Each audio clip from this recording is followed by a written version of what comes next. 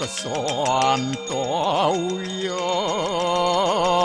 kaiku dosa kesantauya wajiku mamu santauya manasa dosa permodat kesamam Om Santi Santi Santi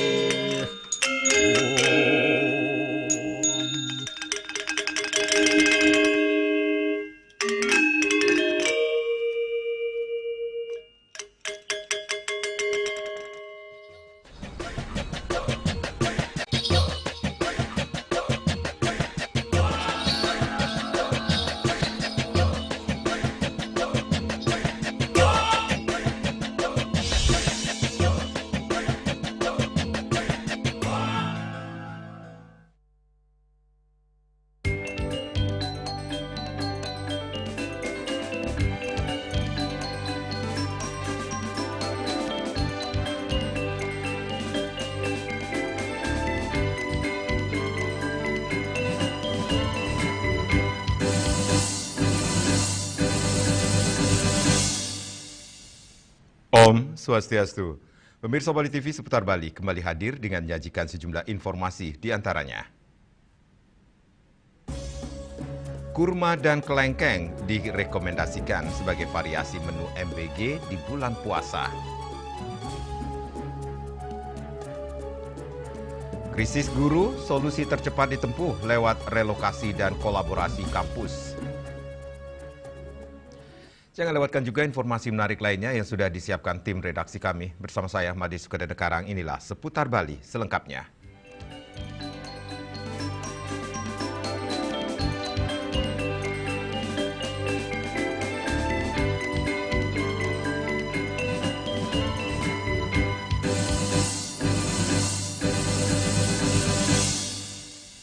Pemirsa, memasuki bulan suci Ramadan, pelaksanaan program makan bergizi gratis MBG tetap menjadi perhatian agar kebutuhan gizi peserta didik terpenuhi secara optimal. Di tengah penyesuaian menu selama berpuasa, kurma dan kelengkeng direkomendasikan sebagai variasi menu MBG karena dinilai praktis, bernutrisi dan sesuai dikonsumsi saat berbuka puasa.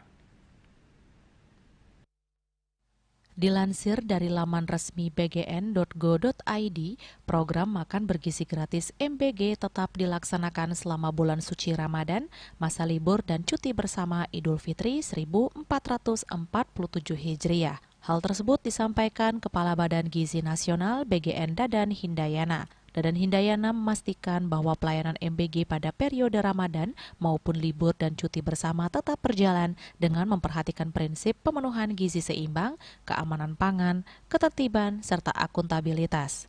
Di wilayah dengan mayoritas penerima manfaat yang menjalankan ibadah puasa, MBG dapat diberikan dalam bentuk makanan kemasan sehat. Penyesuaian juga dilakukan dalam jadwal pendistribusian. Kepala SMP Negeri 1 Denpasar, Niwayan Rayani menyampaikan bahwa selama bulan puasa, variasi menu MBG tetap menjadi perhatian pihak sekolah. Menurutnya, variasi menu yang tepat dapat memotivasi siswa untuk tetap mengkonsumsi makanan bergizi seimbang. Meskipun sedang menjalankan ibadah puasa, ia pun merekomendasikan kurma dan buah kelengkeng sebagai salah satu alternatif menu MBG bagi siswa yang berpuasa. Dan untuk ke depan juga di saat nanti bulan puasa, supaya juga peka dari dapur MBG untuk menyiasati menu-menu yang ada, karena banyak yang muslim yang puasa. Masalah teknis nanti kita juga belum rapat bagaimana teknis untuk di saat menjelang bulan puasa seperti itu. Dari variasi makanan anak tuh kan gembira melihatnya. Ya misalnya dikasih, maaf ya, bulan puasa dikasih buah itu kurma, misalkan seneng anak-anak gitu, seneng anak-anak. Misalkan kelengkeng dikasih, seneng dia. Kemudian variasinya kalau misalnya lebih 1, 4, 5 gitu dan sebagainya kan, biar enggak di dalam ompreng itu kelihatan kosong seperti itu. Selain praktis, kedua jenis buah tersebut dinilai memiliki kandungan gizi yang baik dan cocok dikonsumsi saat berbuka puasa. Bunga Widrayani, Bali TV. PT Indo Nuansa Abadi menggelar Family Gathering 2026 yang dirangkaikan dengan buka puasa bersama pada Kamis petang 19 Februari 2026 di The Keranjang, Bali.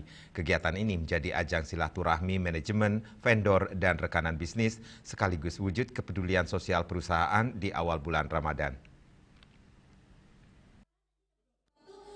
Suasana hangat dan penuh kebersamaan terasa dalam Family Gathering 2026 PT Indo Nuansa Abadi.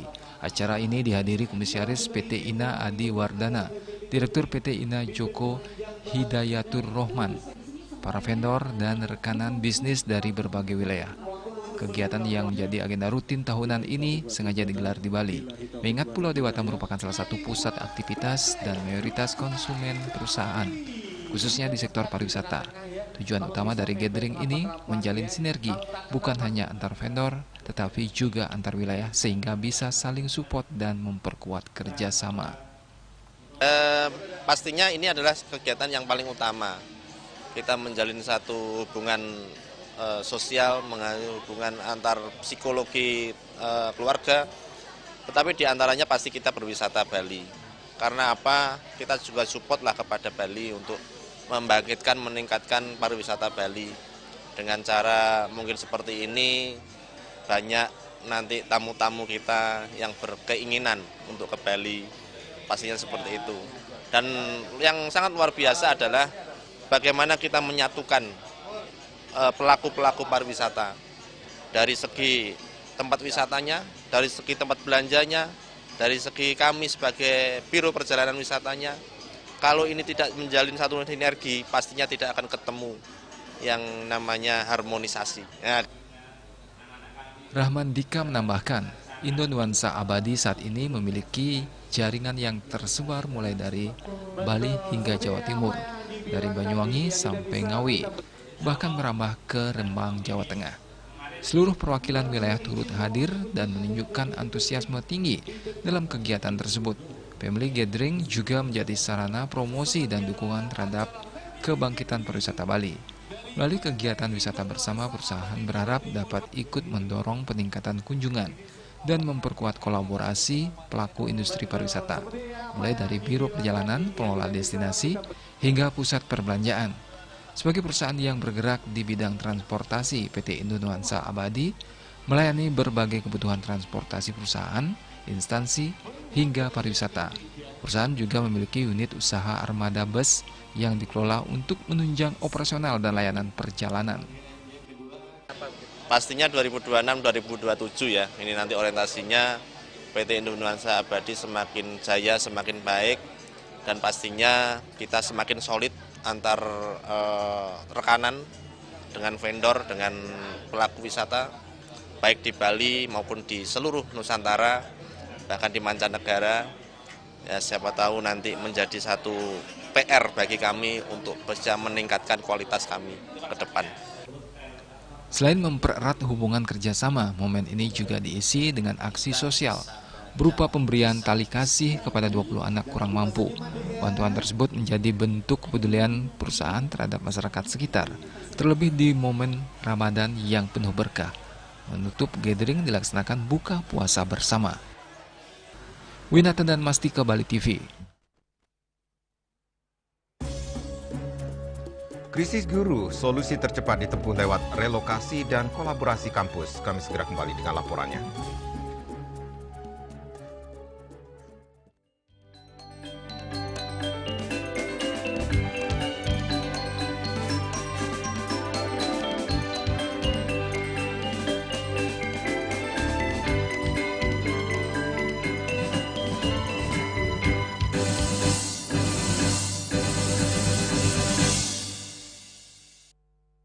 Minum kopi bisa dapat emas murni. Bisa dong. Menangkan 20 emas murni dari Kopi Luwak. Kumpulkan kopi luwak favoritmu, tata menjadi rangkaian yang menarik, foto atau video, upload ke sosial media, dan tag @kopiluwak_official. Buruan kirim, jangan sampai ketinggalan. Kopi luwak dibuat dengan teknologi slow roasting yang diakui oleh BPOM.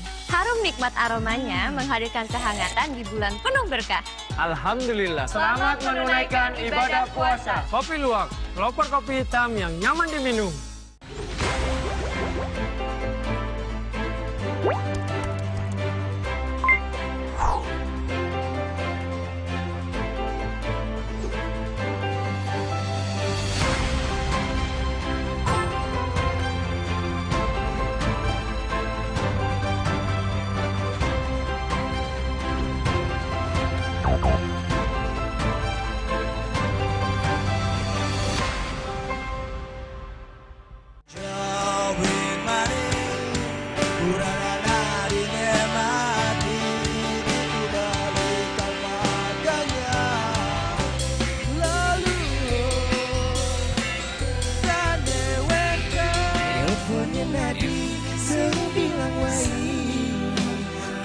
Semangat mengguling kota Paris atot engi portu sing ngelah pipes.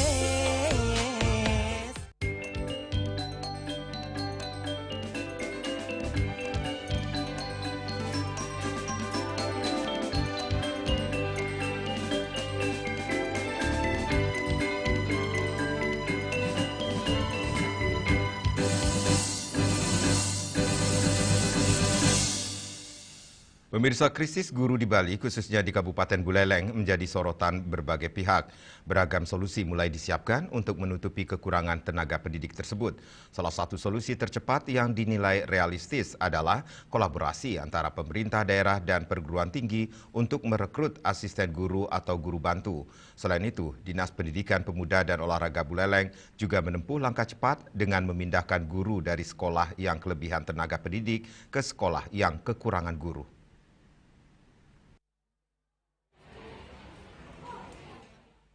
Dekan Fakultas Ilmu Pendidikan Universitas Pendidikan Ganesha, Profesor Wayan Widiana menyatakan krisis guru di Buleleng harus segera diatasi agar tidak mengganggu proses pembelajaran siswa.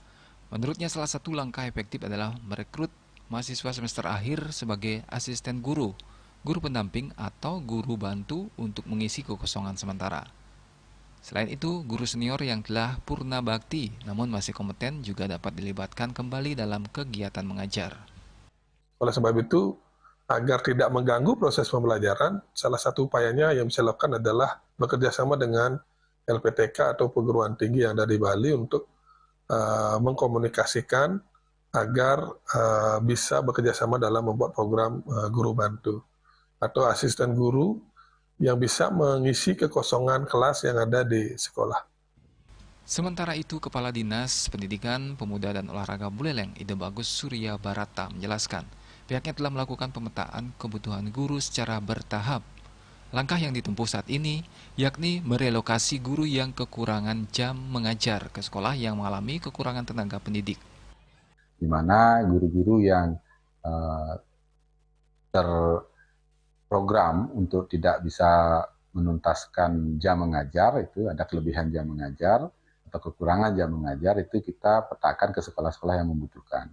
Jadi pemerintah daerah, Bapak Bupati sudah mengambil langkah dengan merelokasi guru-guru yang ada kekurangan jam mengajar dibawa ke sekolah yang kekurangan guru. Gitu. Jadi sudah diambil langkah tersebut dan juga kita arahkan nanti Bapak Ibu guru kita untuk nantinya menyesuaikan dengan kondisi ini. Mungkin ada mengajar kelasnya itu lebih dari satu kelas. Ia menambahkan, pemetaan dilakukan berdasarkan nama, lokasi, serta kebutuhan real di tiap sekolah. Per Februari, kebutuhan guru di Buleleng tercatat mencapai 1.134 orang, meningkat dari bulan Desember lalu yang berada di angka 1.056 guru. Kenaikan kebutuhan dipicu banyaknya tenaga pendidik yang memasuki masa purna bakti. Yasri Yuli, Bali TV. Mendikdasmen Abdul Muti umumkan bahasa Inggris akan menjadi mata pelajaran wajib di kelas 3 SD pada tahun ajaran 2027-2028. Akademisi sekaligus Dekan Fakultas Ilmu Pendidikan Undiksa menyambut baik wacana tersebut. Namun diharapkan bahasa Inggris tidak bisa menggeser bahasa lokal sebagai pengantar. Kebijakan yang bertujuan meningkatkan daya saing global sejak dini ini disambut baik oleh akademisi dan juga Dekan Fakultas Ilmu Pendidikan Universitas Pendidikan Ganesha Undiksa Singaraja, Profesor Wayan Widiana. Namun ia menyatakan hal ini perlu kesiapan yang matang, yakni kesiapan terhadap persepsi. Jika guru, siswa, dan sekolah salah memaknai akan muncul persepsi yang berbeda, seolah bahasa Inggris lebih penting dari bahasa lokal Bali maupun Indonesia.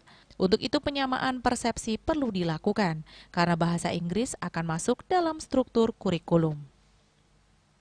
Terlihat bahwa bahasa Inggris lebih penting dari bahasa Bali. Dan itu akan membuat adanya pergeseran makna. Nah, oleh sebab itu kesiapan itu penting untuk tidak ada terjadinya pergeseran makna pada posisi bahasa Inggris di SD. Jadi bahasa Bali justru lebih penting masuk dalam kurikulum yang lebih besar, struktur yang lebih besar daripada bahasa Inggris. Dan bahasa Inggris itu siapa yang tidak tahu bahwa bahasa Inggris itu penting untuk meningkatkan daya saing bangsa. Tetapi jika di dalamnya rapuh, maka daya saing bangsa tidak akan betul-betul kuat. Lebih lanjut, Profesor Widiana menjelaskan ke depannya harus betul-betul diperlukan tingkat kesiapan guru, masyarakat, pemerintah untuk menyambut hal tersebut. Pemerintah harus memberikan keyakinan bahwa bahasa Inggris adalah penting, namun tidak memberikan ruang kurikulum yang lebih besar dari bahasa Indonesia dan bahasa daerah. Karena kedua bahasa tersebut adalah identitas bangsa yang tidak boleh hilang. Yasri Yuli, Bali TV. Kami akan segera kembali dengan informasi. Hanya 3 daerah punya Polpar. Pengawasan 471 objek wisata jadi tantangan.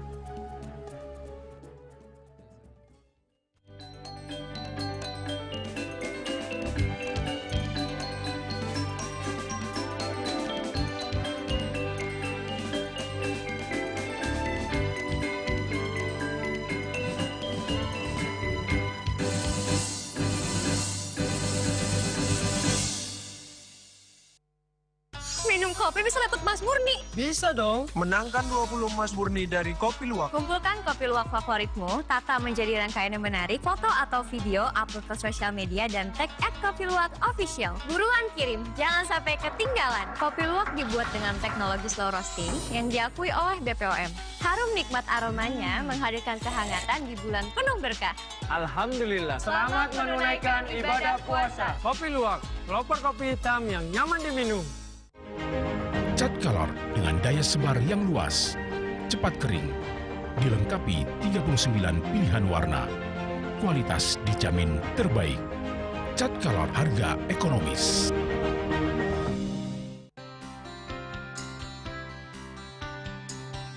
Jeruk kuningnya kematian disampun anak ke alit menek kuning. Metapa kalau kebos, mepandes ditawin sangi, mesin drama, antar ketua banyak Jakarta Selatan hari di Jakarta Selatan para finalite miwah tokoh-tokoh umat Hindu. Emansipasi miwah penyarengan kerama istri saha anggen Cangin Purikau wenten taler 6 TPS tani kaayahin oleh kerama istri inggian beng TPS 6.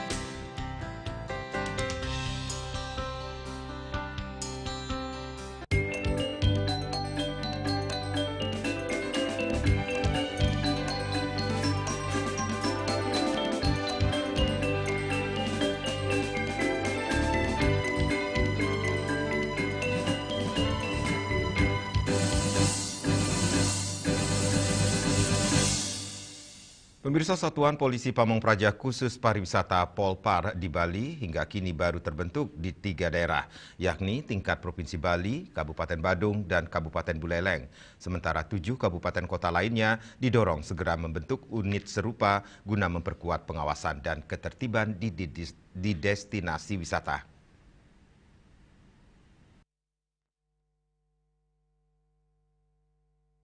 Dorongan itu menguat mengingat Bali memiliki sedikitnya 471 destinasi wisata yang tersebar di seluruh kabupaten kota.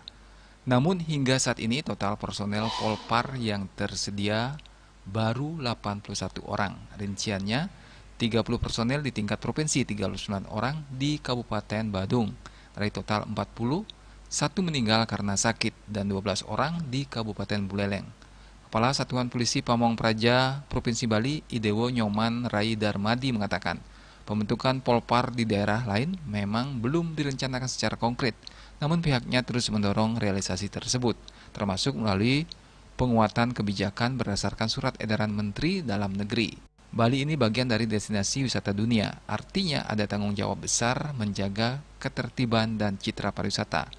Walaupun sudah ada Dinas Pariwisata, Satpol PP juga harus mengambil peran untuk meminimalisasi potensi gangguan ketertiban maupun perilaku yang tidak sesuai kearifan lokal. Ia menegaskan cakupan pengawasan Polpar meliputi seluruh wilayah Bali, khususnya di titik-titik destinasi wisata. Patroli dilakukan setiap hari secara bergiliran sesuai jadwal dan target sasaran yang telah direncanakan.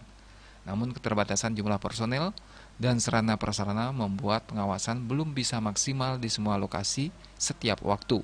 Selain wisatawan, Polpar juga melakukan pembinaan terhadap pedagang maupun pelaku usaha di kawasan objek wisata agar aktivitasnya tidak mengganggu kenyamanan wisatawan. Menurutnya, keberadaan petugas di lapangan juga menjadi perhatian sejumlah perwakilan negara sahabat. Mereka berharap ada kehadiran aparat pemerintah di destinasi wisata untuk memberikan rasa aman dan nyaman bagi warga negaranya yang berlibur di Bali. Tamu-tamu dari negara sahabat itu seperti menitipkan warganya kepada Bali. Harapannya ada rasa aman dan nyaman saat mereka berwisata. Terkait perilaku wisatawan, Rai Darmadi mengakui pelanggaran terhadap norma dan kepatutan sudah jauh berkurang dibanding sebelumnya. Namun, pelanggaran lalu lintas oleh wisatawan masih cukup sering terjadi. Polpar Provinsi Bali sendiri menempatkan personel khusus yang tidak merangkap tugas reguler di wilayah desa atau kelurahan. Mereka menggunakan seragam berbeda yang lebih casual dan ramah wisatawan.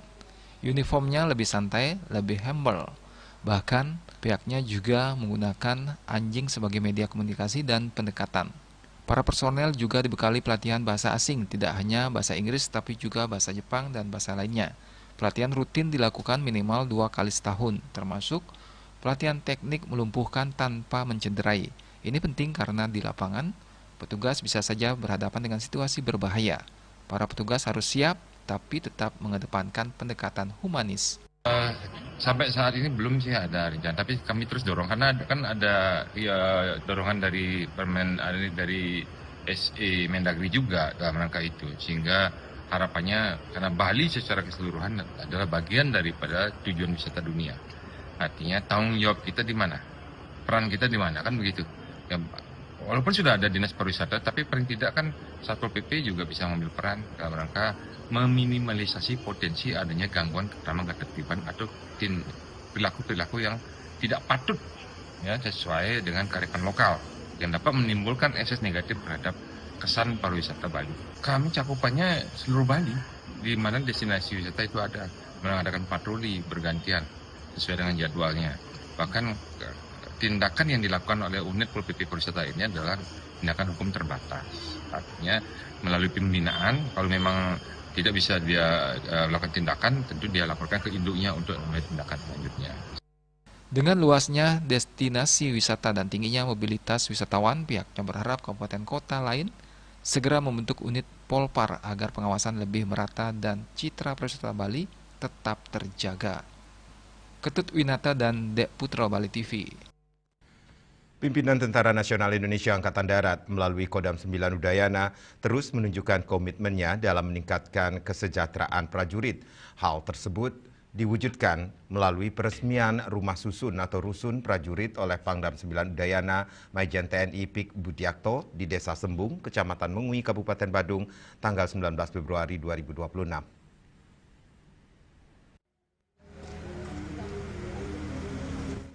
Peresmian rusun bagi prajurit TNI turut dihadiri para pejabat utama Kodam 9 Udayana, unsur Forkopimda Kabupaten Badung, tokoh masyarakat setempat, dan pihak pengembang PT Graha Putra Timur. Dalam sambutannya, Pangdam menyampaikan bahwa pembangunan rusun 3 lantai tipe K45 tersebut merupakan wujud nyata perhatian negara terhadap kesejahteraan prajurit, khususnya yang bertugas di wilayah Kodam 9 Udayana. Hunian dinas ini diperuntukkan bagi prajurit yang telah berkeluarga, sehingga diharapkan mampu memberikan kenyamanan sekaligus meningkatkan kualitas kehidupan keluarga prajurit. Diharapkan hadirnya hunian yang layak dan representatif di wilayah Kabupaten Badung ini dapat meningkatkan moral dan motivasi kerja para prajurit dalam melaksanakan tugas pokoknya. Pangdam menegaskan bahwa hak menempati rumah dinas harus diiringi dengan tanggung jawab untuk menjaga dan merawat fasilitas negara. Ketatan terhadap aturan penggunaan rumah dinas menjadi faktor penting dalam menjaga usia pakai bangunan sekaligus menciptakan lingkungan sosial yang tertib dan harmonis di kawasan asrama. Pangdam menekankan larangan keras untuk mengubah bentuk bangunan maupun melakukan modifikasi pada MCB, miniatur circuit breaker atau pembatas daya listrik. Kapasitas listrik telah diperhitungkan secara teknis demi keamanan. Lebih lanjut, Pangdam mengingatkan bahwa kepatutan terhadap aturan tidak hanya menjaga fasilitas negara tetapi juga mencerminkan kehormatan prajurit dan menjamin keselamatan keluarga yang menempati hunian tersebut. Pangdam juga menyampaikan apresiasi kepada seluruh pihak termasuk masyarakat Desa Sembung yang telah mendukung kelancaran pembangunan rusun TNI AD tersebut. Ia berharap keberadaan rusun dapat menjadi sarana mempererat silaturahmi dan memperkuat kemanunggalan TNI dengan rakyat khususnya di wilayah Kabupaten Badung. Kita mengucapkan syukur kepada pimpinan kita dari Bapak Presiden, Bapak Menhan, Panglima TNI, Bapak Kasat, semuanya memperhatikan kesejahteraan kehidupan prajurit. Intinya kita di Kodam Udayana ini saat ini di Korem 163 di Provinsi Bali, kita mendapatkan satu rusun berisi 36 pintu dan 3 rumah dinas untuk kebutuhan organisasi prajurit. Siapa aja yang boleh menempati? Ini sedang diatur oleh asisten logistik beserta Dandenma. Peruntukannya yang jelas untuk prajurit yang belum ada tempat tinggal. Saat ini kebutuhan rumah dinas ini masih sangat penting sekali. Ini rumah sebenarnya tipe 45 berapa? 45 ya, 45. Yang tinggal di sini ada Tamtama, Bintara, Perwira, bahkan Pamen pun ada. Jadi kita saat ini tidak memandang pangkat, yang jelas prajurit sesuai dengan satkernya masing-masing kita bagi. Tapi yang jelas perintah saya diutamakan yang sudah mempunyai keluarga dan belum ada tempat tinggal. Sementara Kapendam 9 Udayana Kolonel Infanteri Widi Rahman menegaskan bahwa pembangunan rusun merupakan bagian dari komitmen berkelanjutan pimpinan TNI AD dalam meningkatkan kualitas hidup prajurit dan keluarganya. Peresmian rusun ini diharapkan menjadi langkah strategis dalam mendukung kesiapan operasional satuan sekaligus mempererat pembinaan personel di jajaran TNI AD khususnya di wilayah Bali dan sekitarnya. Pendam 9 Udayana melaporkan. Ketua Majelis Kehormatan Mahkamah Konstitusi Dewa Gede Palguna secara tegas menolak permintaan Komisi 3 DPR untuk menyampaikan laporan pemeriksaan Adis Kadir, Hakim Konstitusi yang baru saja dipilih kepada anggota Komisi 3 DPR RI. Bahkan dia memilih untuk diberhentikan sebagai Ketua MK jika DPR tetap memaksa untuk menyampaikan proses pemeriksaan tersebut. Yang kami hormati rekan-rekan, Komisi 3 DPR RI memanggil Majelis Kehormatan Mahkamah Konstitusi (MK) untuk pertama kalinya pada Rabu 18 Februari 2026 di tengah proses pemeriksaan Hakim Konstitusi Adis Kadir. Dalam pertemuan itu, anggota Komisi 3 DPR RI mencecar Ketua MK Dewa Gede Palguna dan menanyakan sikap MK dalam proses pemeriksaan kasus Adis. Di tengah suasana rapat yang sedikit memanas, Ketua MK Dewa Gede Palguna secara tegas menyatakan menolak untuk menyampaikan sikap dan melaporkan proses pemeriksaan Adis di hadapan Komisi 3 DPR RI, karena jika itu dilakukan maka akan menyalahi hukum acara dan melanggar sumpah. Palguna menjelaskan mekanisme pemeriksaan di MK tidak bisa dibuka ke publik dan hanya diketahui dirinya dan 2 anggota MK lainnya. Palguna juga memastikan tidak ada satu pihak pun yang dapat mengintervensi MK sekalipun itu lembaga yang mengangkat mereka. Bahkan, ia memilih untuk diberhentikan dari jabatannya ketimbang membuka substansi penanganan perkara etik Hakim Konstitusi Adis Kadir. Sementara terkait proses penanganan aduan dari Konstitusional and Administrative Law Society yang disingkat CALS terhadap mantan politikus Partai Golkar Adis Kadir, Palguna menjelaskan saat ini masih dalam tahap pemeriksaan pendahuluan, di mana dalam tahap ini baru sebatas menentukan apakah aduan tersebut layak dilanjutkan ke sidang pemeriksaan atau tidak, sehingga belum ada putusan apapun. Bapak, saya ingin menyampaikan bahwa tugas kami, Ibu dan Bapak sudah berkali-kali mengingatkan kami dan terima kasih untuk soal itu. Kami memeriksa Hakim Konstitusi yang melanggar ini. Itu job description yang diberikan kepada Majelis Kehormatan. Tapi kan ada dalil-dalil pemohon yang harus kami periksa, dan itulah fungsi pemeriksaan pendahuluan untuk menjelaskan bagaimana keterangan dari para pelapor ini. Itu yang kami laporkan, Ibu dan Bapak. Jadi kalau di sini tadi siapa yang meminta, Bapak meminta kami laporan kami itu adalah begitu sangat normatif katanya. Yang diberikan bagaimana tentang proses Pak Adis Kadir, nggak mungkin kami sampaikan, Pak. Itu adalah independensi kami. Kalau itu yang Bapak minta, lebih baik saya minta diberhentikan jadi Majelis Kehormatan. Serius. Karena itu adalah mahkotanya Majelis Kehormatan, Pak. Nggak bisa kami paparkan di hadapan orang lain, karena itu harus kami rahasia bertiga. Bahkan staf pun tidak tahu ketika kami akan memutus itu. Termasuk sikap untuk memutuskan apakah ini akan dilanjutkan atau tidak. Ini masih dalam proses pemeriksaan pendahuluan, Pak. Tetapi begitu ada laporan yang masuk, kami tidak mungkin untuk menolaknya begitu laporan itu memenuhi syarat. Itu yang diperiksa dalam laporan pendahuluan. Kami belum memutuskan, karena besok baru kami akan mendengarkan. Kan harus fair dong kami, ada pihak yang dilaporkan. Kami kan harus berikan kesempatan kepada beliau bagaimana prosesnya yang tadi Ibu dan Bapak sudah sampaikan. Sekali lagi kami berterima kasih kalau itu prosesnya. Dan sebenarnya kan kami tidak memasuki wilayah itu. Nah, tapi kami harus berikan kesempatan karena beliau, Pak Adis Kadir, dilaporkan oleh para pelapor ini. Nah, ya kemudian ya tentu saja pemberitaan menjadi besar ya, karena ini bagian dari proses demokrasi kan. Menurut saya itu ya tidak apa-apa juga, tetapi kami kan tidak boleh terpengaruh oleh itu, Pak. Kami tetap berpegang pada hukum acara yang diberikan oleh Peraturan Mahkamah Konstitusi nomor 11 tahun 2026. Itu pegangan Pak, itu kitab suci kami itu, Pak. Itu yang akan kami kerjakan juga. Tetapi begitu laporan masuk dan memenuhi syarat, memang nggak mungkin kami tidak memeriksanya. Minimal sampai pemeriksaan pendahuluan untuk menentukan sikap kemudian. Itu yang harus. Nah, tapi kalau kemudian begitu kami memeriksa di pemeriksaan pendahuluan, Ibu dan Bapak sudah menanyakan bagaimana nanti sikap Majelis Kehormatan, kami tidak bisa menyampaikan itu. Itu yang saya katakan. Kalau itu kami sampaikan, lebih baik saya diberhentikan sebagai anggota Majelis Kehormatan. Instruksi pimpinan. Itu. Tidak diberikan. Diketahui MK saat ini sedang memeriksa laporan dari 21 guru besar, dosen, dan praktisi hukum dalam Constitutional and Administrative Law Society (CALS). Mereka mengadukan Hakim Konstitusi Adis Kadir ke MK pada Jumat 6 Februari lalu dengan tuduhan melanggar etik dalam proses seleksi hakim. Adis merupakan Hakim Konstitusi hasil usulan DPR melalui rapat paripurna. Mahkamah Kehormatan Dewan DPR memutuskan pencalonan mantan Wakil Ketua DPR Adis Kadir sebagai Hakim Konstitusi tidak melanggar etik. Pencalonan Adis dinilai sudah memenuhi 3 syarat dalam Undang-Undang Nomor 7 Tahun 2020 tentang Mahkamah Konstitusi, yakni usia, pengalaman, dan konteks. Julius Warda dan Ketut Sumadias melaporkan.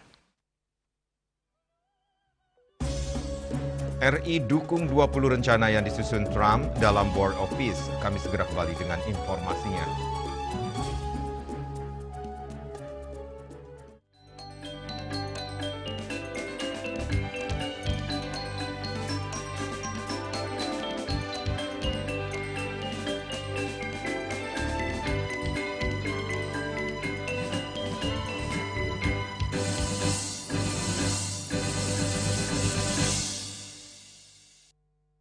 Minum kopi bisa dapat Mas Murni. Bisa dong, menangkan 20 emas murni dari Kopi Luwak. Kumpulkan kopi luwak favoritmu, tata menjadi rangkaian yang menarik, foto atau video, upload ke sosial media, dan tag @kopiluwak_official. Buruan kirim, jangan sampai ketinggalan. Kopi luwak dibuat dengan teknologi slow roasting yang diakui oleh BPOM.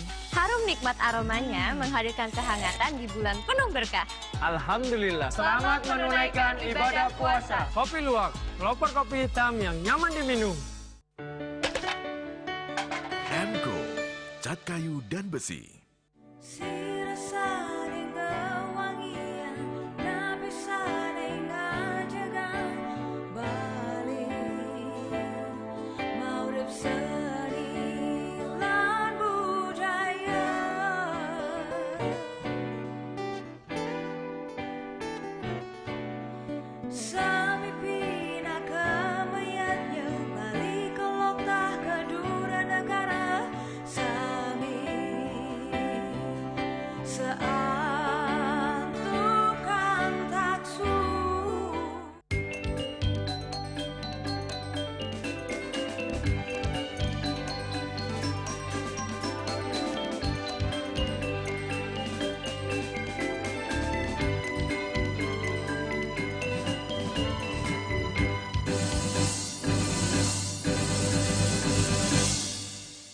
Pemirsa, Presiden Prabowo Subianto dalam forum pertemuan perdana Board of Peace di Washington DC menyampaikan Indonesia siap mendukung 20 rencana yang disusun Presiden Amerika Serikat Donald Trump dalam menciptakan perdamaian di Palestina. Sementara itu, Trump juga turut memuji kepemimpinan tegas Prabowo, termasuk dalam kesiapan RI mengirimkan ribuan pasukan perdamaian.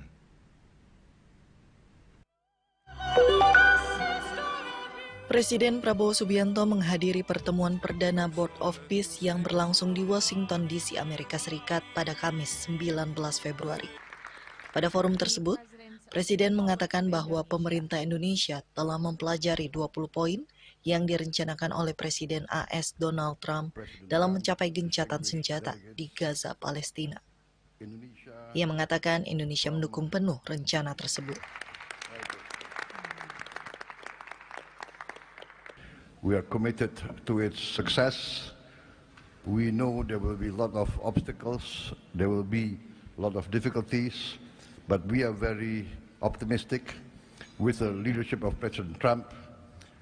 This vision of real peace will be achieved.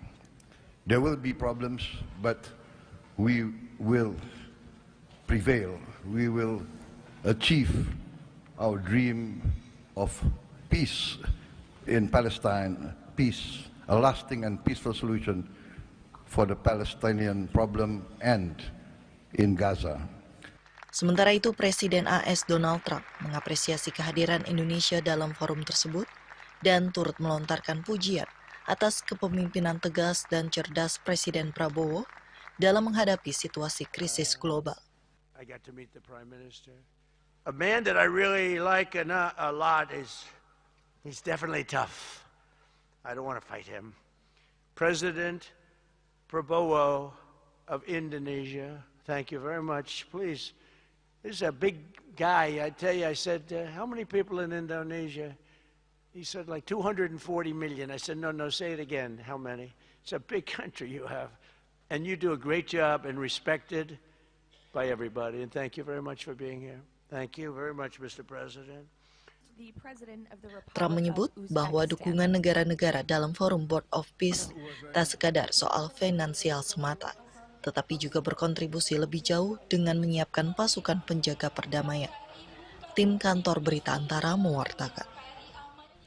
Presiden Amerika Serikat Donald Trump memuji sosok Presiden Prabowo sebagai seorang pemimpin tangguh dan dihormati dunia. Apresiasi tersebut disampaikan di hadapan para pemimpin dunia dan tokoh internasional dalam kegiatan Inaugural Meeting Board of Peace yang digelar di Washington DC, Amerika Serikat. Very much, Indonesia. It's a great country.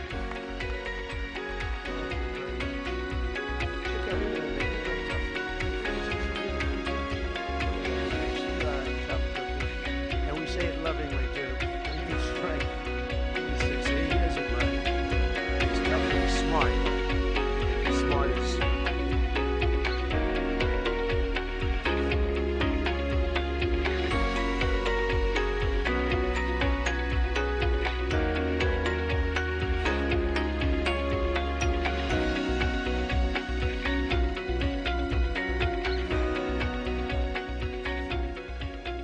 man that I really like a lot is, he's definitely tough. I don't want to fight him.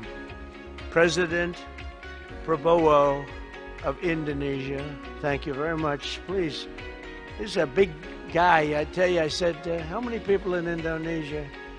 He said like 240 million. I said, no, say it again. How many? It's a big country you have. And you do a great job and respected by everybody. And thank you very much for being here. Thank you very much, Mr. President.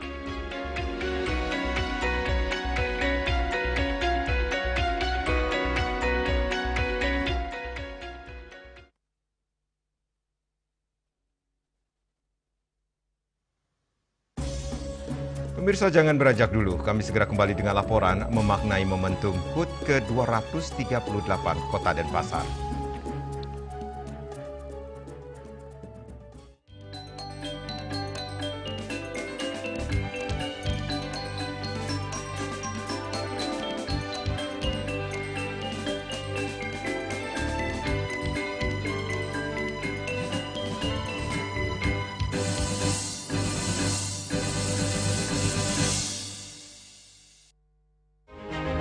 Cat Color dengan daya sebar yang luas, cepat kering, dilengkapi 39 pilihan warna. Kualitas dijamin terbaik. Cat Color, harga ekonomis. Musim hujan tiba, bencana banjir bisa mengancam jika kita tidak waspada. Kebiasaan buruk seperti membuang sampah sembarangan bisa menyumbat aliran air.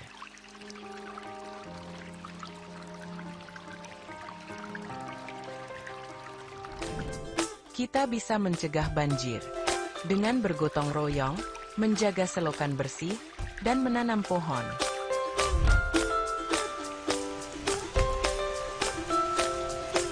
Siaga di musim hujan, jaga lingkungan kita. Bersama, kita bisa terhindar dari banjir.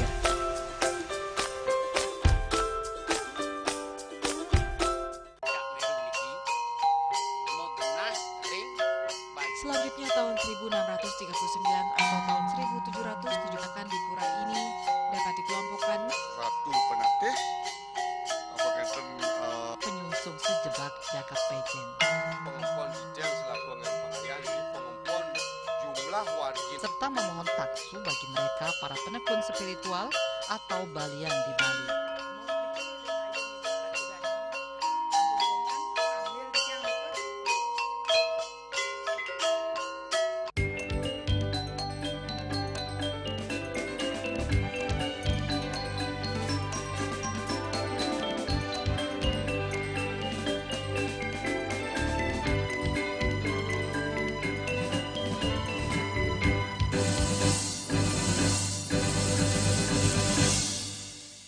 Pemirsa, ulang tahun ke-238 Kota Denpasar yang diperingati pada tanggal 27 Februari 2026 merupakan momentum penting untuk memaknai kembali perjalanan kota ini.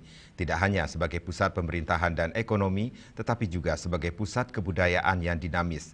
Berdasarkan tema yang diusung, HUT ke-238 menekankan pada kolaborasi, keharmonisan, dan keberlanjutan.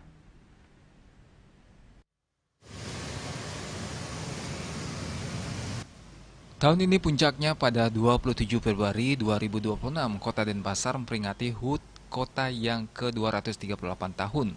Mengangkat tema Samasta Buana Jagadita. Tema ini menjadi fondasi utama yang bermakna kesejahteraan universal atau kebahagiaan seluruh alam beserta isinya. Ini memaknai bahwa pembangunan Denpasar tidak hanya berfokus pada pembangunan fisik, tetapi juga keharmonisan antara manusia, lingkungan, alam, dan Tuhan. Selain itu, kolaborasi untuk kemakmuran Wasudewa Kutumbakam merupakan konsep yang diangkat untuk menekankan bahwa seluruh warga, pemerintah, dan pemangku kepentingan adalah satu keluarga besar. Peringatan ini mengajak masyarakat untuk berpartisipasi aktif dalam pembangunan dan menjaga keberlanjutan kota. Masyarakat juga telah merasakan dampak pembangunan di Kota Denpasar, baik dari upaya pemenuhan layanan publik yang aman dan nyaman. Selain itu, pembenahan di bidang tata kelola kebersihan kota juga terus digencarkan oleh pemerintah kota. Di bawah kepemimpinan Wali Kota Gusti Ngurah Jaya Negara, kolaborasi yang baik antara pemerintah dan masyarakat kota juga menjadi salah satu faktor terwujudnya pembangunan sesuai harapan masyarakat. Jadi orang yang suka bermain musik atau olahraga jadi satu, bisa menyatukan kegiatannya. Misalnya hari Sabtu mau olahraga sambil bermusik itu sudah luar biasa. Kemudian apalagi yang tempat-tempat kebersihan itu sudah saya juga lihat, karena niat dari masyarakat itu sudah ada, biar contoh sampah-sampah itu sudah ada plastik ataupun tempat-tempat yang lain. Kemudian kesadaran-kesadaran yang lain juga, terutama jam sama kebersihan petugas. Seperti teman saya ini seorang pecalang, dia juga sesuai dengan tugas-tugas masing-masing, ya melaksanakan apa yang disuruh dari atasnya masing-masing. HUT ke-238 Kota Denpasar tahun 2026 dimaknai sebagai refleksi untuk memperkuat sinergi, menjaga budaya dan lingkungan, serta meningkatkan kesejahteraan bersama menuju kota kreatif yang berbasis budaya dan teknologi.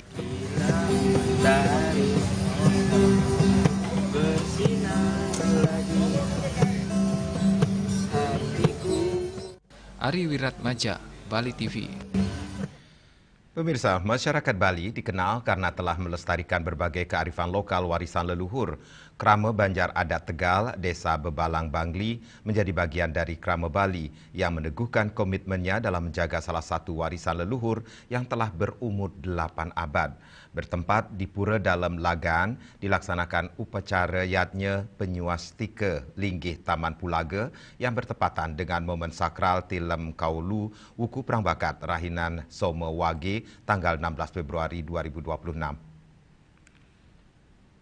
Pelaksanaan upacara ini dipuput oleh Trika Training Katon, yakni 3 pemuka agama yakni Ida Pedanda Siwa dari Grius Kawati, Ida Pedanda Buddha dari Gunung Sari Ubud, Ida Ratu Sri Begawan dari Kedatuan Agung Alang Sanja, Banjar Adat Bebalang.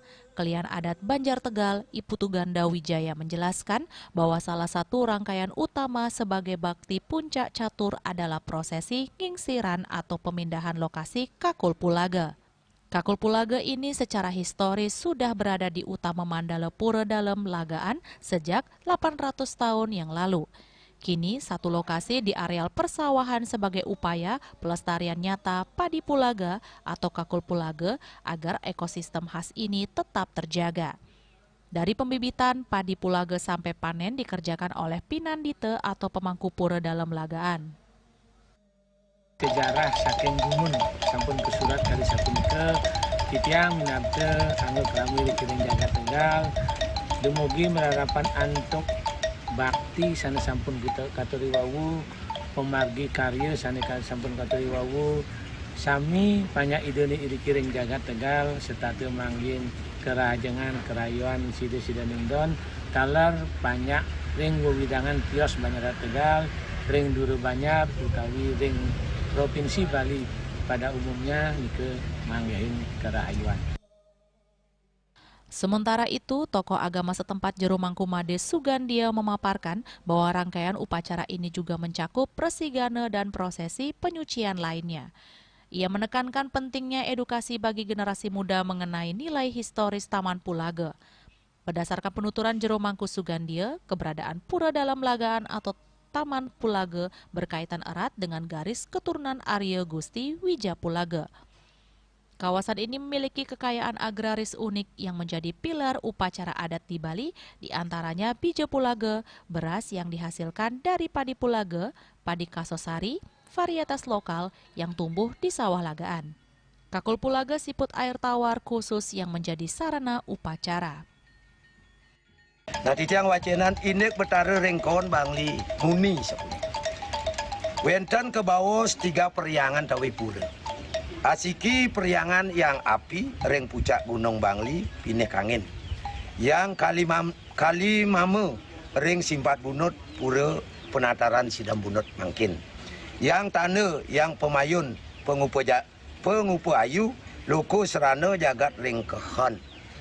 Ketiga pura periangan ring ajang puniki kewangun ring para Raja Bangli, Sri Adi Kunti Ketana, munggah ring prasasti kon B niki. Raja nganut agama aliran Siwa Siddhanta muang Buddha Mahayana. Lebih lanjut, Jero Mangku Sugandia mengatakan, harapan kami, anak-anak muda sekarang paham bahwa tempat ini bukan sekedar pura biasa. Dahulu hasil dari Taman Pulaga dan Sawalagaan seperti Bija Pulaga adalah jatuh atau bahan wajib untuk pelaksanaan karya-karya yatnya besar, baik di wilayah Bebalang maupun di seluruh pelosok Bali. Melalui upacara penyuastike ini, masyarakat Banjar Adat Tegal berharap vibrasi kesucian Pura Dalam Lagaan tetap terjaga, sekaligus memastikan bahwa identitas budaya dan hayati yang telah bertahan selama 800 tahun tidak hilang ditelan zaman. Hendra dan Angkat, Bali TV. Dan kini kami sampaikan informasi perakhiran cuaca untuk kabupaten kota di Bali.